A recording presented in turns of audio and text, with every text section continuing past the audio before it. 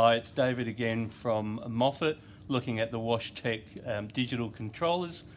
And once you have got into the user settings, on a previous video I've shown that, but all you need to do then to prime the detergent or the rinse aid is press the power button until you get to detergent prime on or off.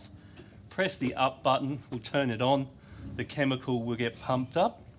It'll take about 10 to 15 seconds. Just watch it go through the hose pipe. When finished, press the down button to turn it off. Go to the rinse aid prime, turn it on. Once the chemical's taken all the way up, turn it off.